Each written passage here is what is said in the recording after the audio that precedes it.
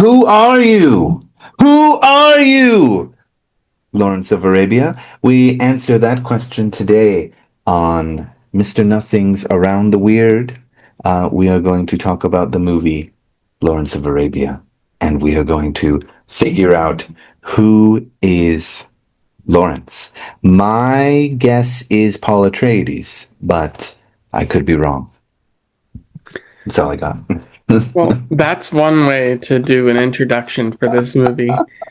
But yeah, so that's what we're talking about today. Welcome back to, Around the Weird BookTube channel where we talk about strange and unusual books. And sometimes we also talk about movies. I am Mr. Nothing, and I am joined, of course, by the person who did the introduction. That is Lucas, Dr. Strike the Sun, whatever you prefer to call him. Go check out his channel. It's pretty interesting. But yeah, we're talking about Lawrence of Arabia today. It's directed by David Lean, written by Robert Bell. Belt and Michael Wilson, and starring Peter O'Toole, very well known, Alec Guinness. He would later go on to play Obi-Wan, which he did not like. He's doing like brown face here. It's kind of weird. And Omar Sharif, who is one of the coolest people ever to act. And I was dying trying to figure out who is Prince Faisal. Like, why does, I mean, I guess they had it in the credits, but I was like, why does he look so familiar? And now I realize Obi-Wan moved from Tatooine to the Arabian desert. yeah. Although Mm. it would be from the Arabian Desert to Tatooine, because this one came. Long, long ago in a galaxy far, far away. Oh, there's not two fars. So, I get what your point. I get your point. Yeah. The movie came later. Yeah.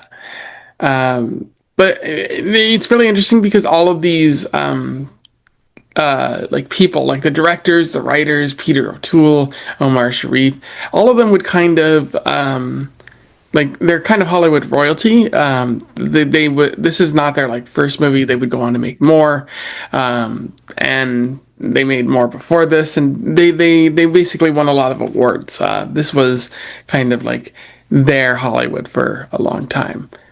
So very interesting people. Peter O'Toole acts very strangely in this movie, and I had to look up like some videos of other roles that he played, and indeed, he's just a strange actor, but like he brings a lot of charm to any role that he plays. So I think that's just who he is, his expression of the acting sort of profession. But we'll talk more about that when we get to it. Sure. Not my preferred method of acting. He seemed like he was on stage. I felt like he was a stage actor and not a movie actor. So that took me out of the movie a little bit. But anyway, anything else you want to share for the introduction of this epic movie?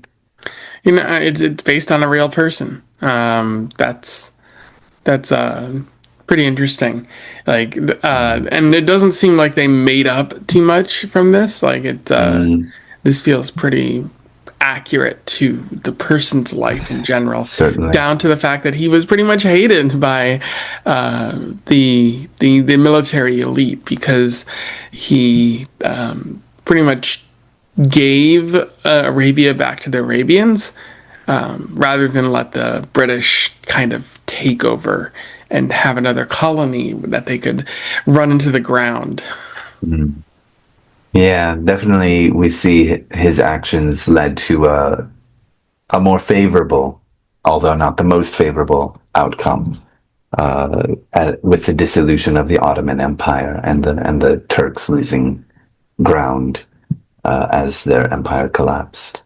But very interesting fellow.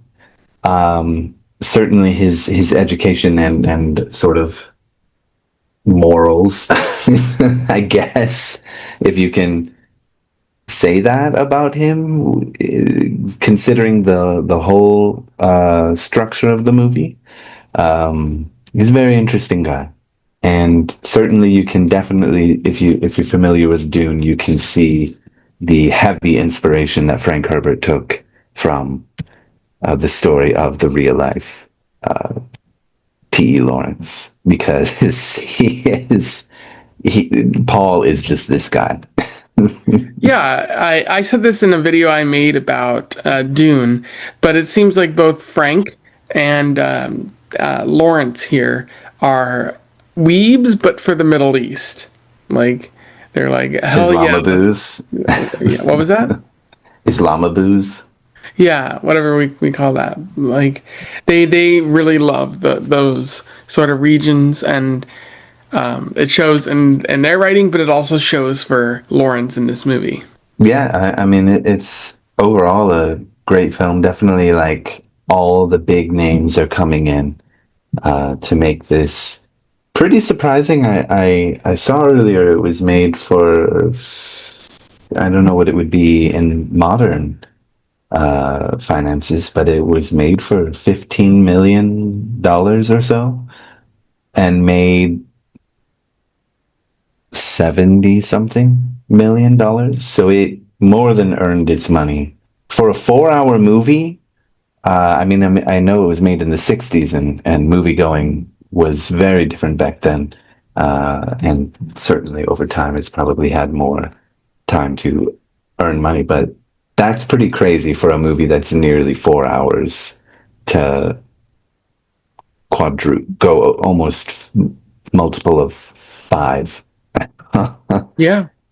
Yeah, and um, like 15 million doesn't sound like a lot by today's, but that again, inflation probably way more now, and yeah. that's Hollywood accounting, so we probably don't know how Mm. much it actually cost. But imagine filming in the desert was not that was Oh, not. could yeah, with a film camera too. That would have been just insane. But the money was well spent. Hmm. Um, I'm not a huge fan of the acting too much. It feels a little too much like a stage, but the sets, the costumes, I'll go so far as to say the makeup is solid too. Um, Although it makes like Lawrence has the best mascara ever. I think I read that Peter O'Toole actually did play Lawrence in a theater show before, like. This explains so much about his So performance. yeah, yeah. So this was actually kind of like a play before. So I think Mm, I don't know if the others were a part of that, but Peter O'Toole was. So yeah, that kind of makes sense. Like he's certainly. doing what worked there, and sometimes it's amazing. Sometimes it's Yeah. just very strange. Well, as Yeah. he performs. The editing is also very good. Something that the movie is praised for pretty regularly. Of course, the famous snapping of the fingers to see the sunset or the sunrise.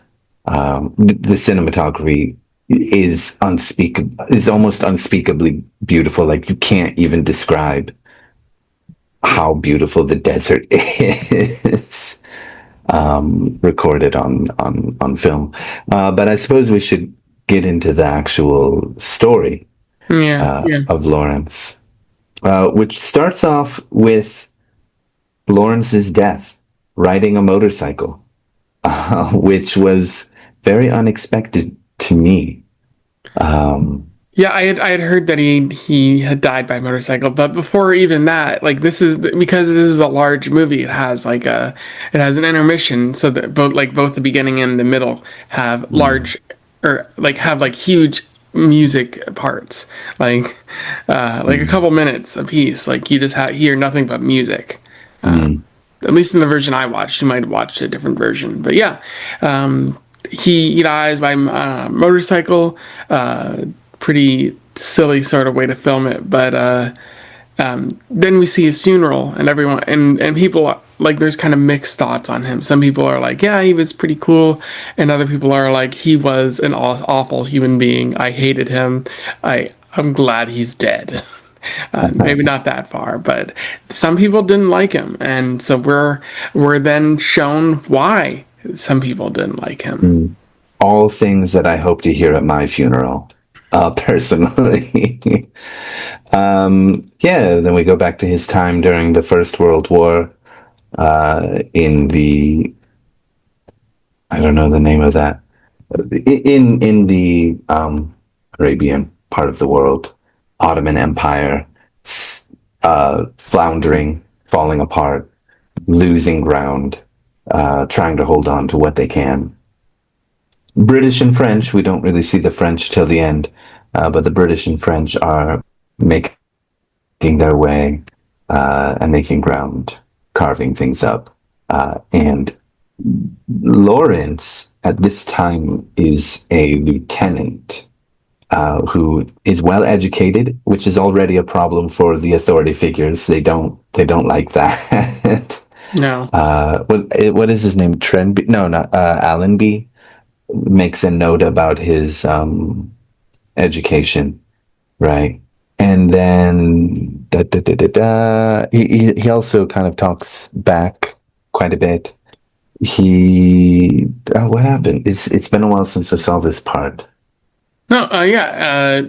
There was a lot here in the beginning, but like he's called forth. Like a lot again, the military brass are kind of unsure about him because he is kind of sassy. Mm. And whatnot, but they're like, he's a weeb for this area. He's one of the few people who knows Yeah, yeah, yeah, yeah. about it. So they're just like, yeah, you're getting sent there. He's initially excited, but as the movie goes on, Yeah. he's like, I'm This not is really. when this is when he explains like his passion or something, and he does the thing right, and then we see the sunrise, and he's out and about with I forget the guy's name, but he has a guide with him who unfortunately drinks from the wrong well and gets murked immediately, Yeah, he's which outrages Lawrence. there's a lot of good quotes here that I'll say because like I wrote down everything, but even then I couldn't grab everything that was interesting because there's just so much limited paper I have. But Mm, one of the things he says is like I'll drink when you do, like following his guide. Like I want to be authentic, and I want to mm, look like I belong. So I'm not gonna just like be like a thirsty boy. I yeah. just thought that was interesting. Yeah, he's very interesting in how he's trying to show respect. And one of the things that the military brass asks, particularly frequently in the middle of the movie, is like, "Do you think he's gone native or he's going to go native?" And sort of really basically buy into their ideology and support them and not us. Um, and this is sort of showing the way that he goes native, starts to go native, doesn't want to be seen as above them or separate from them, right? Because he is a foreigner, he is an outsider, but he needs to earn their respect in a sense, right? Hmm. So I can't help but think of um, Dune, but he has to learn the Fremen way, so to speak. I Yeah. can't help it. I'm sorry. It's Dune is just this guy. You're not the only one who's made that connection, and it's there. It's definitely there. Mm, But you were saying his guide is shot, which I was sad about because they had a little bit of a friendship going on. But yeah. the guy who shoots him is Ali, Sharif Ali, played by Omar Sharif. Mm, Amazing character, but very like he doesn't trust Lawrence. Like mm, he's like, I'll let you live and whatnot, but you're not on my level, and I don't think that you're here mm. for the best interest of the people around me. All right. And something that needs to be emphasized is that all of this work that the British are doing, um, Lawrence knows that whatever he does is going to help the British. I mean, he is educated, right? Which is important because he knows, despite what Allenby, I don't know what rank he is. I mean, he's clearly at the top. but not general because later he gets promoted to general. But my point is that this is all to help Prince Faisal sort of be their puppet, right? Because the British do want control. There is a sort of a scene a little bit later questioning like what's going to happen, and nothing really gets said. This is somewhere in the middle of the movie. Nothing really gets said, but the implication is there. No one says anything, but clearly the British are not gonna just give freedom to the Arabian people of the area in Syria and Israel and Palestine and Lebanon, whatever other countries. So this is sort of a something that is should be in the back of the mind of people watching this, or is in the back of the mind of people watching this. Like he shows a great fondness for these people and respect, and he wants to be treated equally, and he does want to help them sort of build their own Arab nation. At the same time, he does know that everything he's doing is helping his empire, even if they're not telling him, and even if that's not exactly what he wants. So anyway, my point is this makes him very interesting, and also Prince Faisal like a rotten pile of garbage. Really, you think so? Prince Faisal? Prince Faisal, yeah, he seems like an okay dude, although he's kind of dealing with the fact that he wants to uh, kind of lead his people. Like I believe he calls himself a river to my people, or is that the other character? I think it's him. I think it's him. I mean, he's nowhere on the scale of characters in the movie. Basically, all the British are up higher up on the pile of shit. Um, Prince Faisal is sort of relatively fine, but he is basically demanding to be the lead puppet. Yeah, yeah, like So he's complicated. He's not like pure evil. I would say the British officers, other than Lawrence, sort of are. yeah. We can probably talk more about that in the Yeah, yeah, get yeah. near the end of the movie, but like Yeah, I but do think there's there's I just wanted to make the point that like everything that Lawrence does as he's getting closer to the Arab people and has the desire to help them build their own nation state, he's educated enough to know that that is not the British Empire's modus operandi. That's just not how things go. This will not be totally a free Arab nation. There will be meddling and control by the British and the French, of course, which is what happened. But that is sort of what makes Lawrence very interesting. He's conflicted. He's caught between two worlds, right?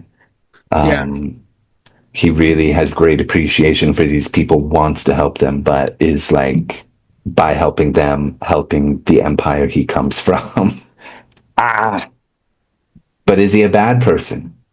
No. In the movie, we can get to it. I mean, yeah, it's a good question. It's kind of sitting there the whole time. Right. But yeah, so like basically, once he gets to Prince Faisal's camp, like he's learning the ways. He makes Faisal. two friends, Yeah. younger people, and Mm. they kind of become his sort of sidekicks, who help him throughout his campaign.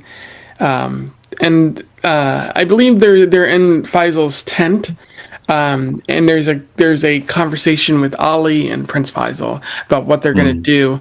I don't think they have grand designs yet to sort of unite Arabia, but that's what Lawrence is talking to them about.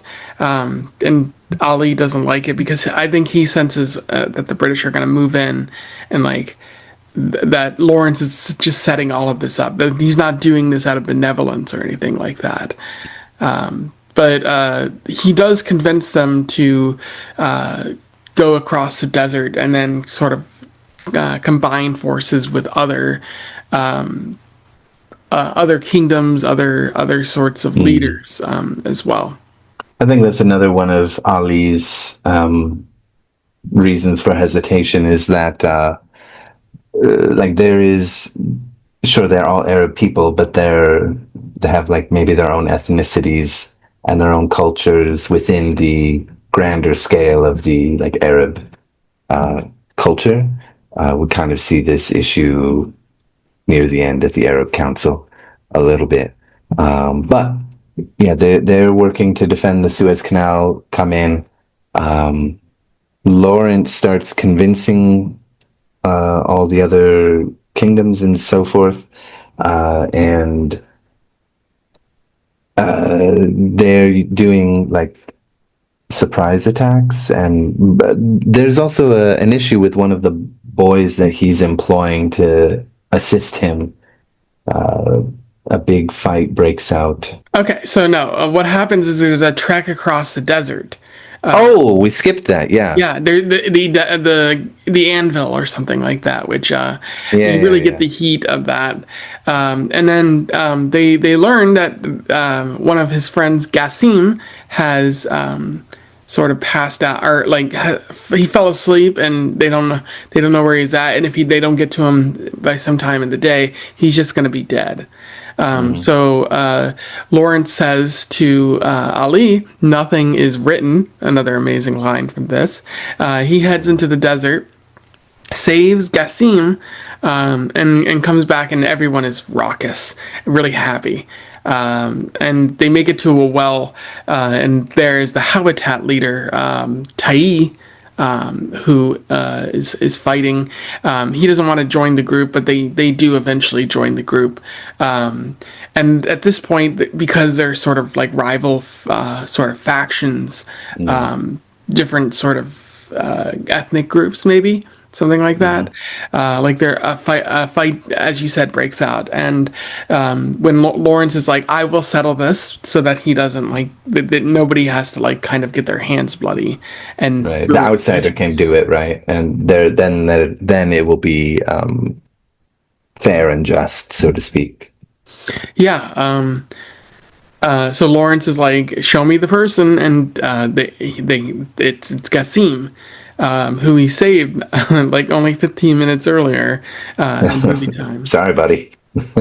Yeah, and it hurts him, but he does it. Like he pulls the trigger, and Gassim is dead. And it's very Yeah, sad moment, and like it feeds into the sort of emotions that Lawrence is feeling throughout the movie, which I think is really well done.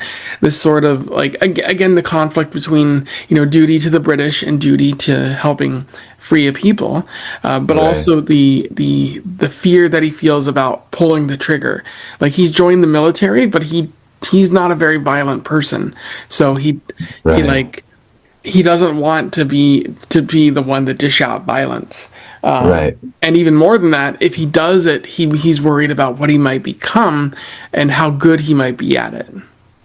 Yeah, definitely. And we find out later that, in fact, he liked it a lot, even though it was his friend, or kind of a friend, someone he had just saved and had been worried about. Which then has to raise the question, what about killing Gassim did he like? Was it the respect that he earned and the ability to calm the masses, maybe, and therefore have some increase his influence within that community that he had been building of soldiers of the Arab people? Was it just like a newfound bloodlust that came out? Certainly something that we see later in the movie, but that came from other pressures that he faced. I mean, I don't know. What was it that he liked? Because he doesn't directly say, right? He just says that he liked it to Mm. Allenby. Well, yeah, maybe there's just something lying underneath, or it's the fact that he's British and all British are born wanting to kill minorities. No, yeah, it's not spoken, but I think there's a lot that you could sort of Mm, write there about how. like there's just this sense of violence, or maybe a determination to prove himself in front of the British brass, because they're Yeah. wondering about his loyalties, and so is he going to be the violent military leader that they expect him to be, that they expect all their soldiers to be, Yes. and if he doesn't prove himself, he's going to be taken like away and put somewhere else, especially as he is at the end of the movie, which again we'll talk about that when we get there. But That's right. And I believe part of this agreement with the rivaling faction was that they also need to take a city and get the gold from it. But then there's Aqaba, no, yeah, and then but then there's nothing there. So then Lawrence, I think that's what sets off the fight, right? Because there's, or maybe that fight happens right before. it was before. Okay. But then Lawrence says, "Don't worry, bro. I'll go to Cairo and ask my homies for some cash money." And then He that's just wants to tell them that he like conquered this place that they told him to go and do. yeah, And then yeah, he goes back to Cairo. One of his friends that he met back in Faisal's camp initially dies. Like he's sucked into the mm, sand. yep, This hostile, unforgiving desert yep, takes him, and like it really changes Lawrence. I think like that might be the point. There's many points where you could argue that, but like when he gets back to like Cairo, he's like covered in dirt. He's yep. walking like he's not on his camel, because I think he's trying to punish himself. Like he's serving penance for letting this child, well, not really a child, but letting this young person die.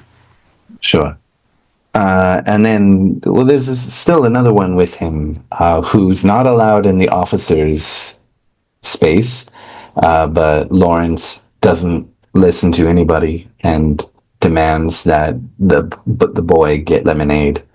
Um, and then he's like shaking when he's drinking his own lemonade, and he meets with Allenby to tell about his experiences, dressed not in British military garb, but as an Arab would dress. And he tells of the thrill of the kill of Gassim, everything that he's done. I believe he also plans to take Daria, right? Is that when does he tell Allenby that, or does he just decide after? I think he tells him, yeah, Oh, well, but I know he definitely tells him like we need all the guns we can get, money, artillery, everything, and they're gonna take out the trains, the railroads. I think Daria. Maybe he also says it there, but that's a little bit later. yeah. Just going back to the officers bar, I love how this movie is very critical of the British Empire, Mm, without explicitly saying it, especially in the officers bar where like this boy like he helped the taking of Aqaba. He furthered British interest, but the British don't see him as an equal. Won't let him like even have a lemonade, even though this is an officers bar or something like that. Like right. Lawrence has to fight to get him a regular room. So, like you see I think that kind of treatment kind of highlights a discrepancy for Lawrence. Like maybe he's Mm, angry because he knows like no matter how hard the Arabians fight, they'll never be seen as equal in the British's eyes. right. And I think he also says at that point, Arabia is for the Arabs now, setting up that big conflict that we'll see in the second act. Because at this point, we reach an intermission. Yeah, the intermission hits after Allenby has told him, "No, the British have no interests. I'm a military man, not a politician. This is none of my business." That's Allenby's favorite sentence. "I'm a soldier. Good thing I'm a soldier, not a politician, even though I do exactly as the politicians tell me to do." and am always surrounded by politicians in the second half of the movie. Then we hit the intermission. But here is where, yeah, you start to learn maybe Lawrence is not who we think he is. I think at the intermission point, I felt like Lawrence wanted to actually help the free the Arabs, but I don't know. By the end, I feel like something in him changed, and it wasn't really his goal. But at this point, I still feel he's starting to change. But he starts guerrilla warfare, taking down Trains. trains, railroads, etc. There's an American journalist who's Lawrence's number one hype man, selling romantic stories about this amazing British soldier making heavy grounds in the Ottoman Empire to attack the Turks and etc. etc. Um, He's the there is some. Lisan al Gaib. He is. He is. Mm. Lisan al Gaib. You said that his goals had changed, like it felt like that, I and felt like that by the end. I also sense that, but I think a lot of it had to do with he didn't want to go back. Like Mm, he they tell him, oh, you're gonna have to help with this other campaign, and he's like, I can I have another can I have another job, please? And I think a lot of yeah, it has to do with the fact that he knows like he's fighting for Arabian independence, but that's not the British's goal. So if he goes back, he has to betray somebody in this situation. right.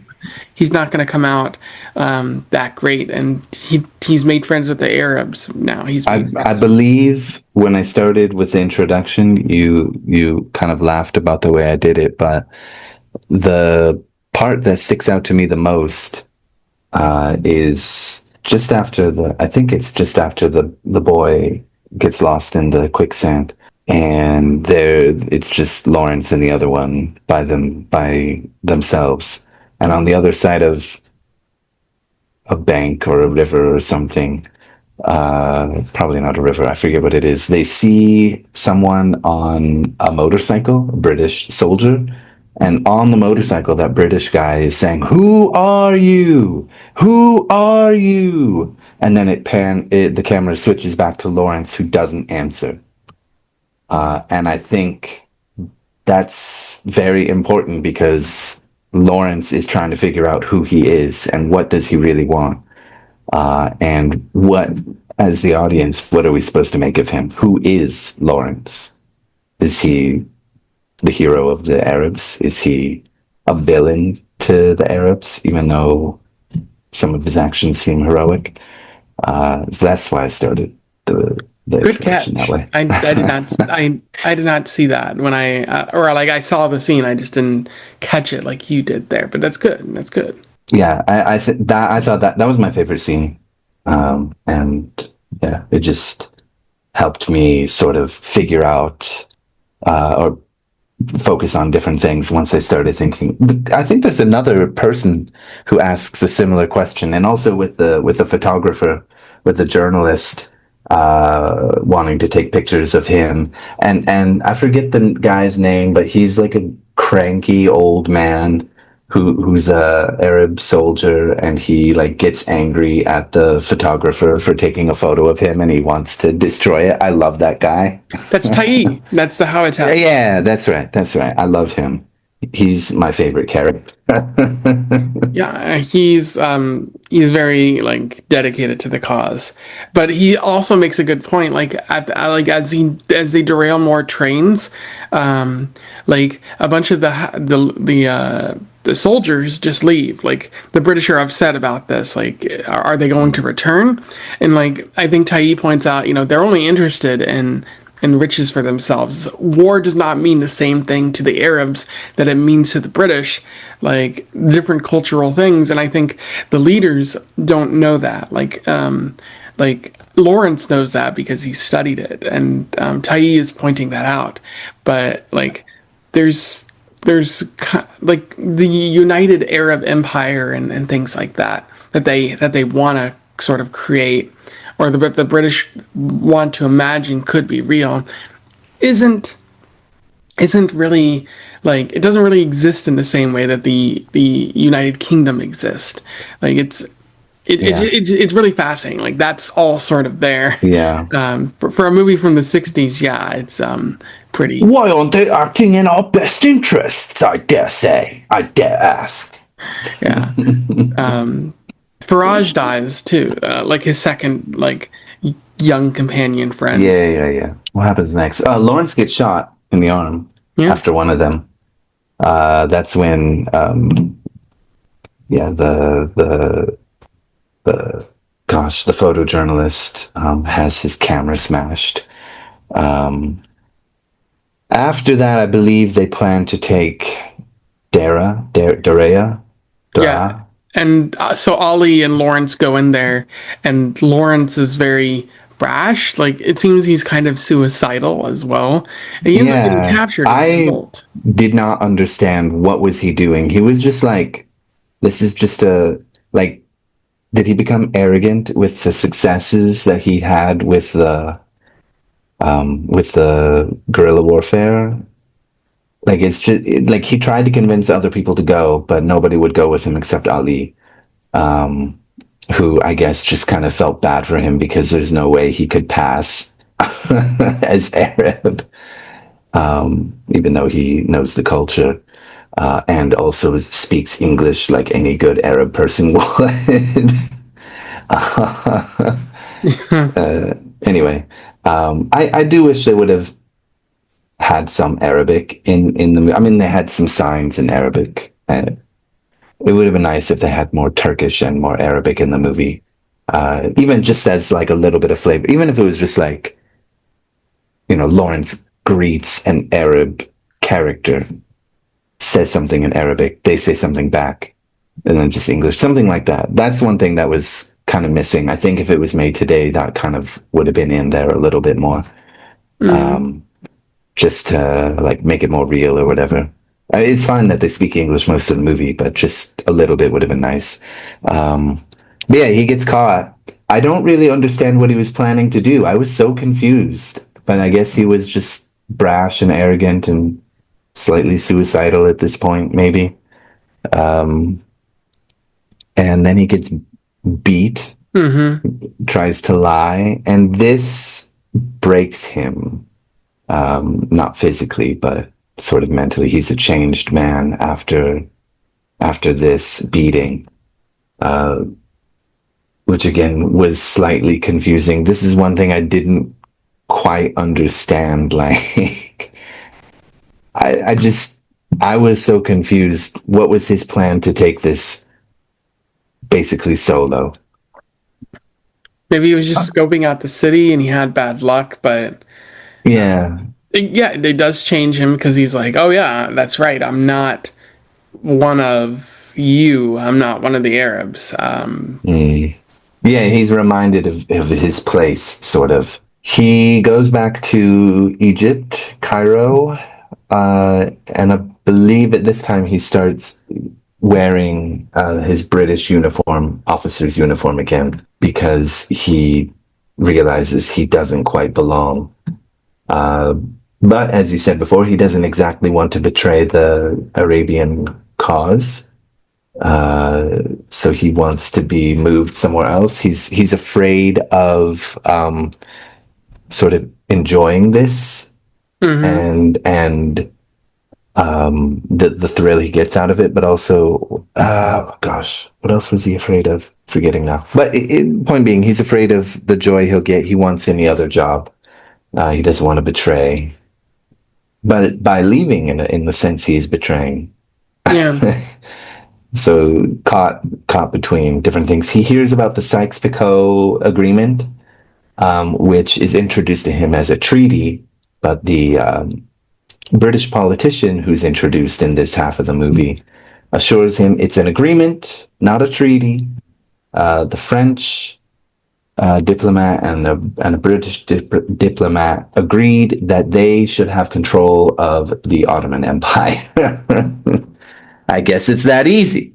Yeah, Problem do solved. it. Yeah, God, I wish all problems were that easy to solve.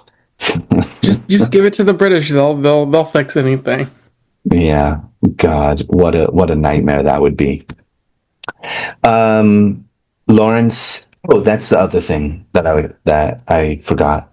Lawrence is really resistant to do this, but then through very little pressure, he agrees.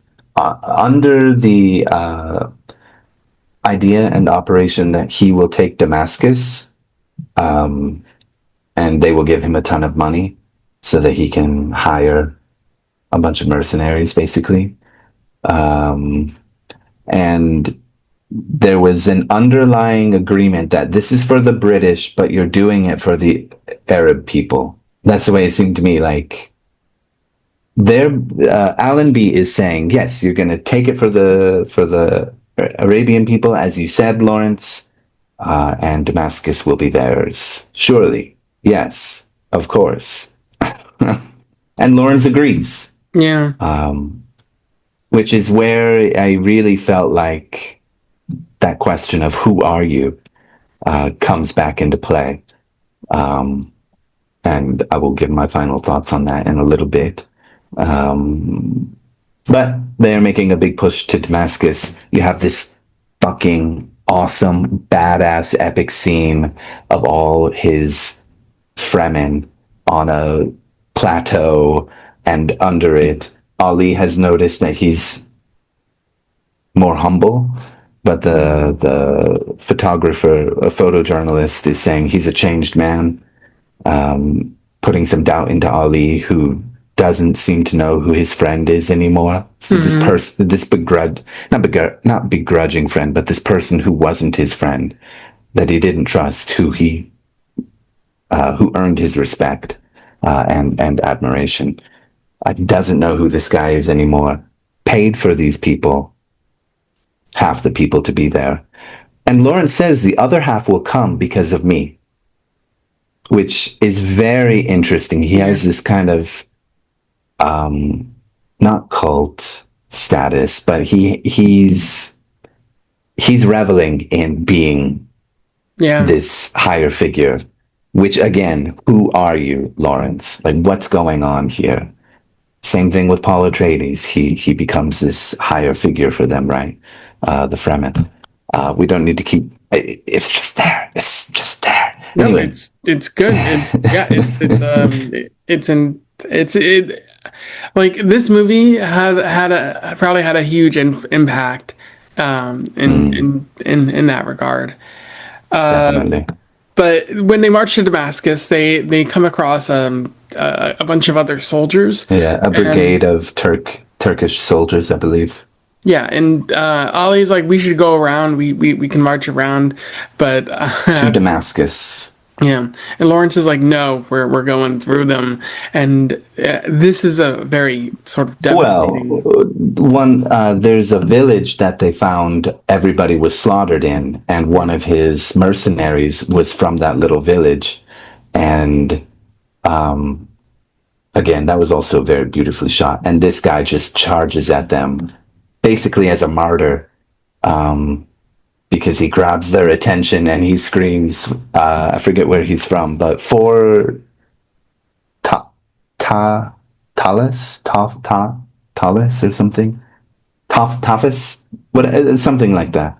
He raises his saber, horses dashing down. Boom! They shoot him down, and then Lawrence flips a switch. No survivors or no prison, leave no prisoners or something like that, which is another big thing. They don't want to leave anybody behind. Sort of earlier on, they talk about how they're seen as not as soldiers of another nation or something, but the Arab soldiers are seen as not bandits, but rebels, so they won't be protected by Geneva Convention. There is this element of we're not going to see them as soldiers were just going to slaughter them. And Lawrence loses his mind during this slaughtering of the brigade and is just shooting as many people with blood flying everywhere, all over his face, all over his clothes, shooting, shooting, shooting. He runs out of bullets. He charges it again. Sheriff Ali is basically telling him, like, who are you, man? Like, stop this. Don't make this happen anymore. Make them stop, right? As you were saying. Well, how did you feel about Lawrence at this point, in this moment? It was very sad to see him kind of reach this point. Yeah, and Um, yeah, he runs away from Sheriff Ali as well. Like when Ali tells him to make them stop. That was the scariest thing to me about this. Like the sadness of it, and scary just how far he had fallen. And I don't know, because I had caught the "Who are you" thing. All I could think was like, I know it'll be a little bit silly, but like, who are you? You are like my thought. The answer to that question is like, your actions speak louder than words. Like, this is who Lawrence is now. He's a broken man, yeah. and he's conflicted. He's caught between the two, and sort of ultimately betraying both, but mostly the Arabs by the end. There's something like unaddressed in him that Yeah, when backed into a corner or when forced to do this, something that he doesn't really want to do, like he was like, "I don't send me back out there." Like this is what he knew was going to happen the entire time. Like, he was going right. to always revel in this bloodshed, and Yeah, that's devastating. yeah, and that's who Lawrence is, or that's a part of who he is. But that's who he is, among many other things, of course. Yeah, that was a very powerful scene. Probably my second favorite scene in the film. Uh, would you like to tell us about the Arab Council? Oh yeah. So the Because there's scene some shit going on. So yeah, the scene kind of transitions. We don't see the capture of Damascus, but it happens. But the city's kind of in ruins at this point. And I believe the British are talking about the Arab National Council, and we're sent there, and everything is kind of chaotic. The different tribes want different things, and old family grievances are coming up, and they want to fight one another. And Lawrence is just sitting there, like knowing that nothing is really going to get settled. But he also doesn't want to ask the British for help because if he knows that if he does, like two things are going to happen. One, the British are just going to take over, because this was their plan the entire time. Mhm. But two, like he does want like the Arabs to stand up for themselves, to sort of be Right, their own people, but they need British help. And again, that comes back to the fact that the British, and this is even said, like the British don't want like the British waterworks with an Arab flag flying over it. Like if they right, give any of their investments into this city, it's their city. That's their thinking. right.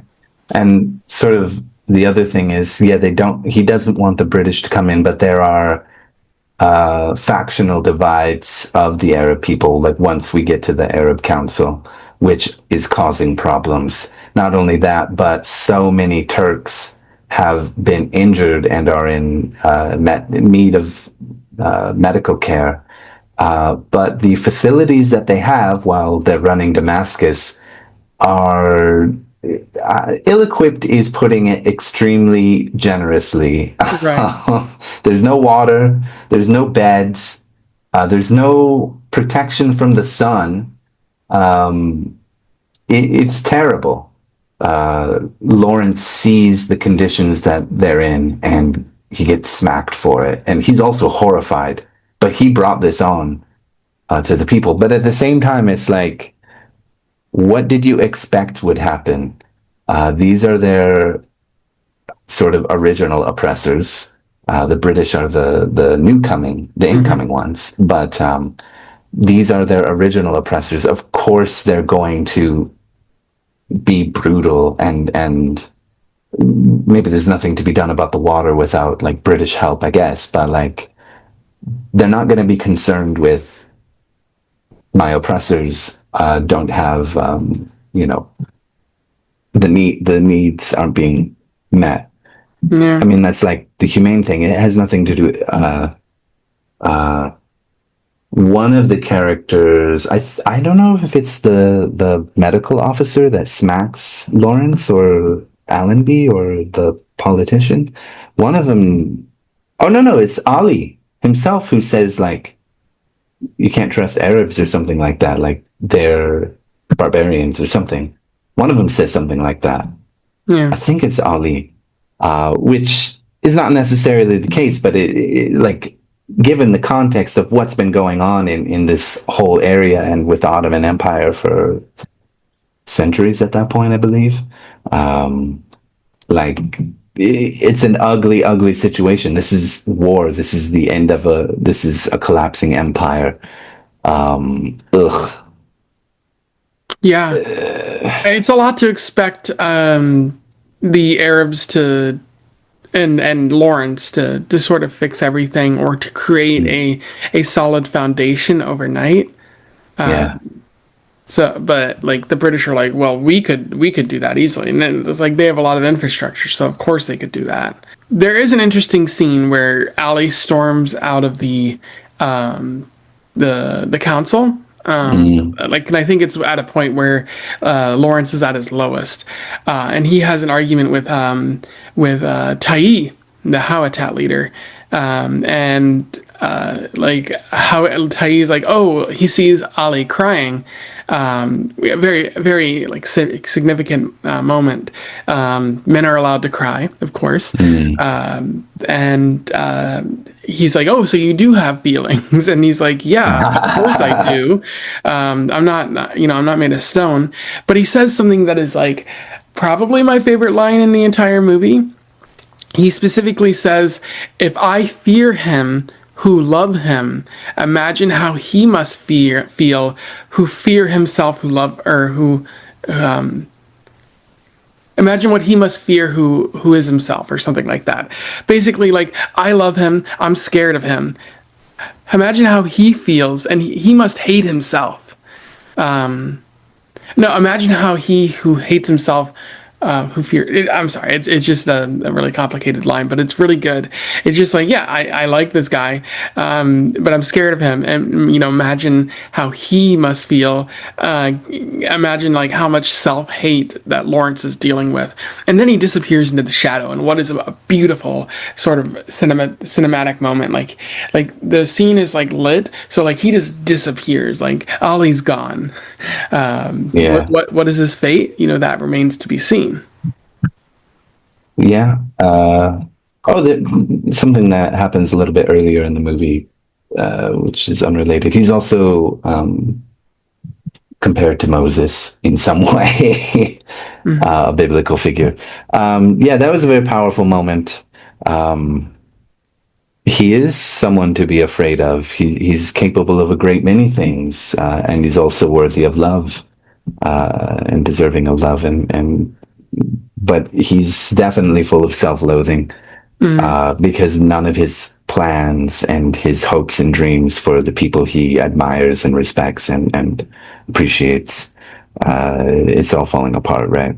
I think the medical officer later shakes Lawrence's hand for a job well done. But I think it was the same guy. he's also promoted to colonel so that they can just be done with him. Like, Yeah. yeah, you're Here's a out of promotion. Get out of here.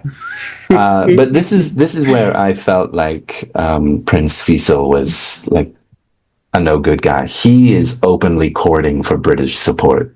He pushes for having the Arabian flag above the British waterworks so that there won't be any violence. Um, because he says something like, you know,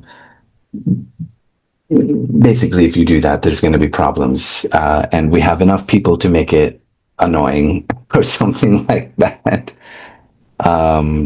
So that's the part of the movie that made me think Fiesel is just a power hungry jerk.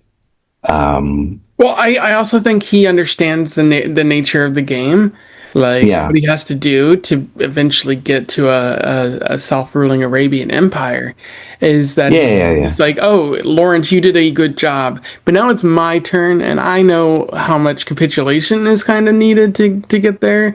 Kind of like yeah, very sassy towards the British. yeah.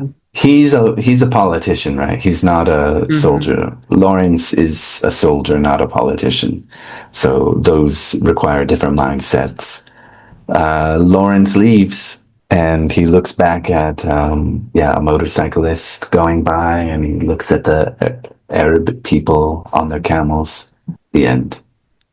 Yeah, and then he's a controversial figure, legendary figure due to the journalists covering him, and then Mm. he dies, and then that's kind of Yeah, Lawrence's life. yeah, and we're left to try and figure out what do we make of this man. Hero, villain, anti-hero, anti-villain, complicated man, definitely. Yeah. I don't know. I don't know how to feel about him.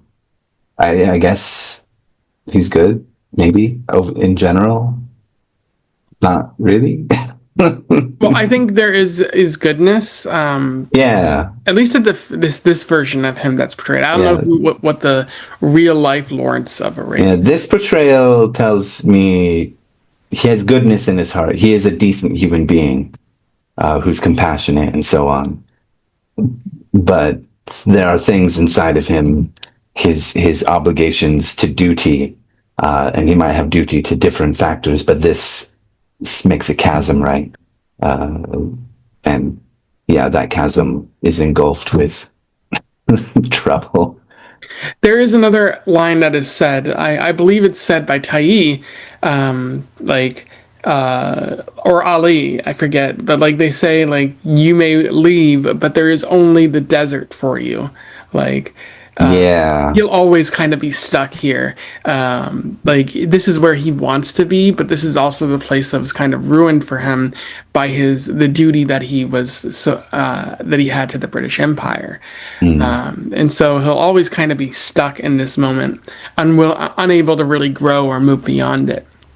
And we don't mm. really see what happens later in his life, but maybe that's true. Like maybe that's like he had good intentions, but he's always going to be stuck here, never able to fully overcome these kind of failings that he might feel that he felt. Just like Paul Atreides. Yeah, there you go. That's kind of what Dune Messiah is about. Yeah, absolutely. That is that moral conundrum is all Dune Messiah. Hmm. Anyway, great character. I'm not a huge fan of the performance just because it felt too much like a stage actor Hmm. in a grand epic movie, but it's good enough that I can accept him as this guy. Amazing acting in that sense, I guess. Amazing cinematography is what I meant to say. Solid acting, I guess. Um, just so many epic scenes, beautiful cinematography, decent music. More movies need Omar Sharif. Um, Yes. even if like the movie doesn't call for an Omar Sharif, just put him in there somewhere. Yeah. He was a pretty spectacular actor. Yeah. And I then yeah, yeah. yeah, I think the thing that makes me happiest is that I just like I don't know how to feel about him. I guess I don't need to decide how to feel about him, but I'm so conflicted on every different angle. But that leaves us with the final question, I believe. Which character do you relate to most? Um, I'm gonna go with Ali. Yeah, uh, someone who's very fierce and wants to produce change, and ends up working with with people who he like doesn't really understand the motives of sometimes, and fears, as well. But I really felt and identified with Ali there. What about you? Lawrence, easily. I constantly feel conflicted by my own motives and don't know what is right, but I think I do. And then, yeah. So I relate to Lawrence the most, I suppose. You do also Hopefully, strike me as a Tai kind of guy. he's my favorite character. Yeah, But I think he's a little too, for, he's much more like zealous in his beliefs. Like he seems to know exactly what he wants to do, and he's gonna go for that. Whereas, yeah, Lawrence is trying to find the best way to fulfill both duties, and there's no winning. He fails upwards, yeah, and I feel bad for him. This is the only example of someone failing upwards where I feel bad for the person.